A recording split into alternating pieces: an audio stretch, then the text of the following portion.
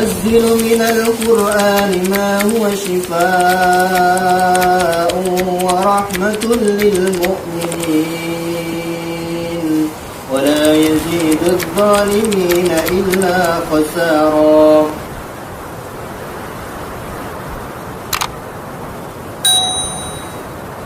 Waqad thabata fi sahihaini, telah dijelaskan juga pada Sahihain ini, Sahih Bukhari dan Muslim, dari hadisnya Abu Sa'id radhiyallahu anhu. Beliau berkata, intalaqa nafarun min ashabin Nabi sallallahu alaihi wasallam, serombongan dari sahabat Nabi sallallahu alaihi wasallam pergi melakukan safar, ya, hatta nazalu ala hayyin min ahya'il Arab fastadafuhum, sampai suatu ketika, ya, mereka ini sampai kepada sebuah perkampungan, pada perkampungan Arab. Fastadafuhum, mereka minta dijamu, sahabat-sahabatnya Nabi ini minta dijamu mereka. Fa'abau an yudhaifuhum, tapi penduduk kampung itu tidak mau menjamu para sahabat Nabi. Faludigha sayyidu dalikal hayy, kemudian pak lurahnya ini, ya, kepala desanya disengat sama kalajengking, disengat. Fasa'au lahu bikulli syai'in falam yanfa'u syai', maka para penduduk kampung itu kebingungan sehingga mencari solusi gimana caranya supaya kepala desanya ini selamat dari sengatan hewan berbisa itu. Segala cara sudah ditempuh, ya. Mana ini?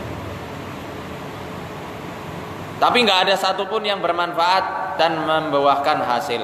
Faqala ba'duhum li ba'din, maka para penduduk kampung itu saling bercakap-cakap. Lau ataitum haula'ir rahta alladziina nazalu la'alahu an yakuna 'inda ba'dihim syai'. Ya, mungkin kalian bisa mendatangi ar-rahta itu rombongan. Ar-rahta itu rombongan artinya. Alladziina nazalu, yang tadi mampir ke kampung kita. Mungkin di antara mereka ada yang mempunyai sesuatu yang dapat bermanfaat untuk kepala desa ini. Fa'atauhum, maka beberapa orang mendatangi rombongan sahabat Nabi sallallahu alaihi wasallam. Faqalu, mereka berkata, ya ayyuhar rahtu, wahai rombongan, wahai jamaah, ya, inna sayyidana ludigha, ya, pembesar kami ini disengat oleh hewan berbisa. Wa sa'aina lahu bikulli syai'in la yanfa'u syai', kami sudah berusaha dengan segala sesuatu tetapi tidak membuahkan hasil apapun. Fahal 'inda ahadin minkum min syai', apakah ada salah seorang di antara kalian yang mempunyai sesuatu untuk mengobati pembesar kami? Faqala ba'duhum, maka salah seorang di antara sahabat berkata, menjawab, na'am, wallahi inni la arqi, ya, demi Allah aku ini ahli ruqyah. Siapa ahli ruqyahnya? Abu Sa'id Al-Khudri. Abu Sa'id Al-Khudri ini ahli ruqyah. Walakin wallahi laqad istadafnakum falam tudayyifuna, tapi demi Allah kami minta dijamu, kalian mengabaikan jamuan kami. Ngapain ngobatin? Nah, mesti seperti itu, ya.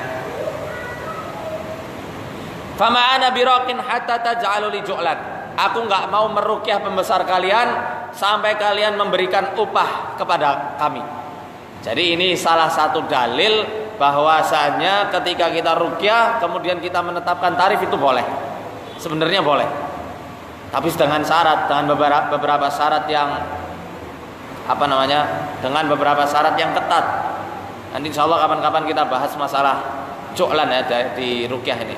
Tapi intinya menetapkan tarif atau mengambil upah dalam ruqyah itu sangat dibolehkan dalam syariat Islam, sangat boleh, ya, berdasarkan hadis ini. Fasalahuhum ala qati'i minal ghanam, maka mereka sepakat kalau sembuh mereka akan diberikan kambing. Setelah bersepakat, mereka akhirnya sepakat kalau sembuh nanti akan diberikan apa? Beberapa ekor kambing.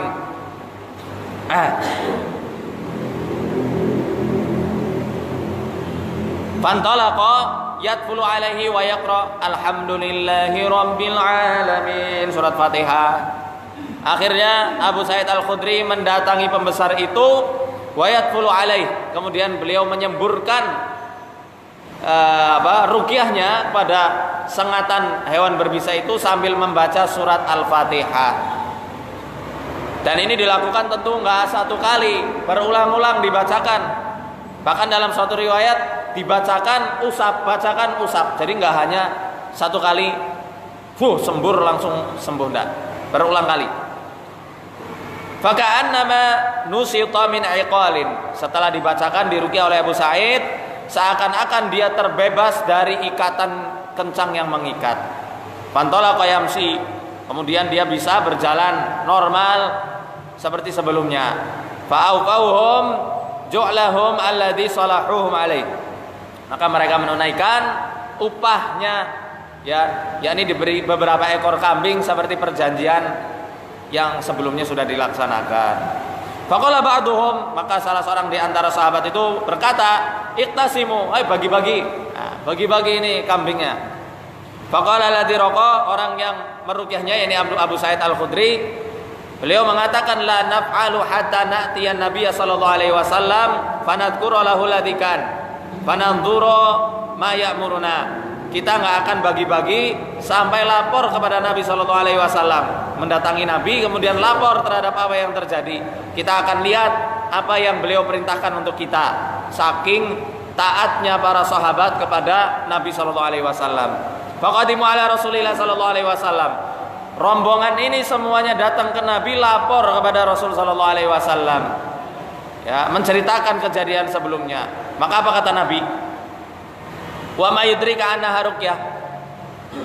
Dari mana kalian tahu bahwasanya Al-Fatihah ini ruqyah? Tsumaqal qad asabtum. Kalian telah melakukan hal yang benar, iqtasimu wadribu lima'akum sahman. Beliau sambil bercanda, ya, bagi-bagilah untuk aku juga minta saham dari kalian.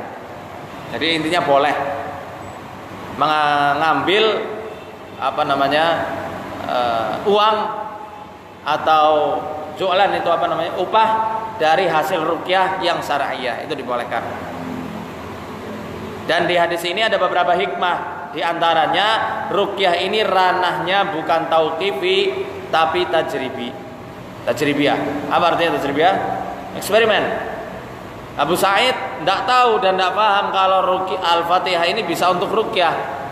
Buktinya Nabi tanya, dari mana kalian tahu Al-Fatihah bisa untuk ruqyah? Jadi selama yang dibacakan Al-Quran, zikir-zikir yang disunahkan Nabi SAW, kita gunakan untuk ruqyah, itu tidak masalah. Ya, selagi yang dibaca Al-Quran bukan dari ajian-ajian milik Sinto Gendeng atau Wiro Sableng, ya. Faqad athara hadad dawa'u fi hadad da' wa azalahu hatta ka'an lam yakun. Ya, dalam hadis ini telah diceritakan bahwasanya ad-dawa yakni Al-Qur'an telah benar-benar memberikan efek kepada penyakit yang notabene-nya penyakit ini bukan penyakit batin tetapi penyakit fisik. Penyakit yang nampak, kan disengat, nampak itu penyakit fisik, ya. Wa azalahu hatta ka'an lam yakun, dan menghilangkan penyakit itu seakan-akan penyakit yang diderita tidak pernah terjadi sama sekali. Wa wa ashalu dawain wa aisaru, dan Al-Qur'an ini termasuk semudah-mudahnya obat dan yang paling menggampangkan, ya, yang paling gampang.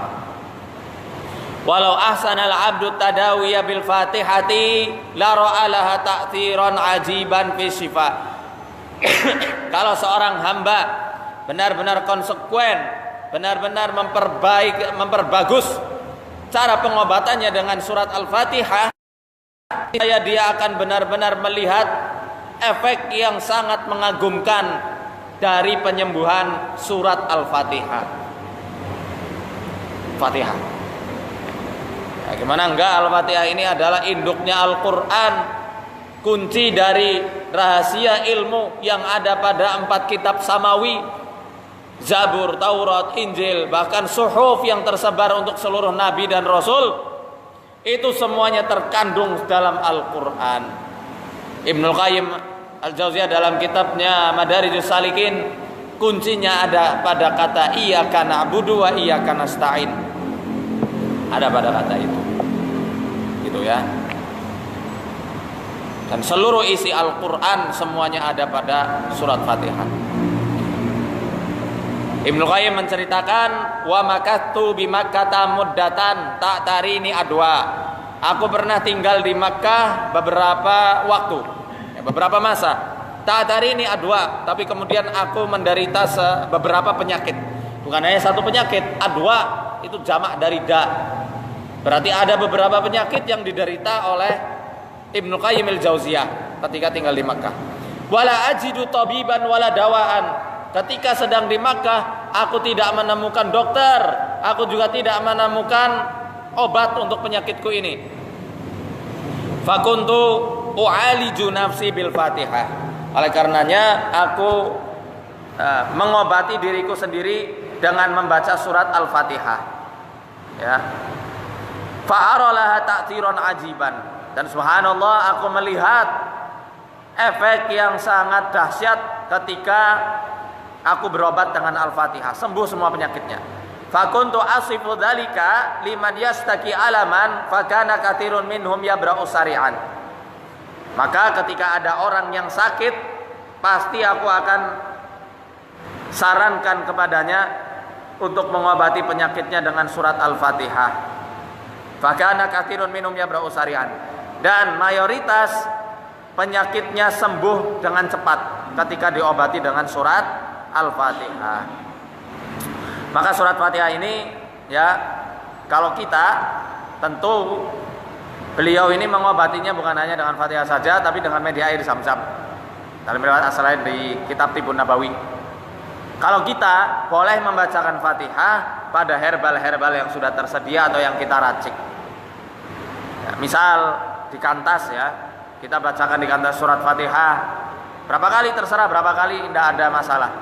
Bahkan Syekh Jibrin beliau tidak membid'ahkan orang yang menetapkan suatu bilangan untuk membaca ayat Al-Quran dalam penyembuhan, asalkan tidak disertai ritual puasa dulu berapa hari ya, kemudian bersemedi dulu, tanpa seperti itu ya. Misal kita tetapkan Fatihah 7 kali, sedangkan mungkin tidak ada dalilnya Nabi menyuruh membaca Fatihah 7 kali untuk penyembuhan, itu dibolehkan. 11 kali yang ganjil sebagai ijtihad, atau 21 kali, 23 kali, itu tidak masalah dibaca seperti itu ya, asal yang dibaca Al-Quran secara murni. Syekh Jibrin, salah satu ulama Saudi, membolehkan.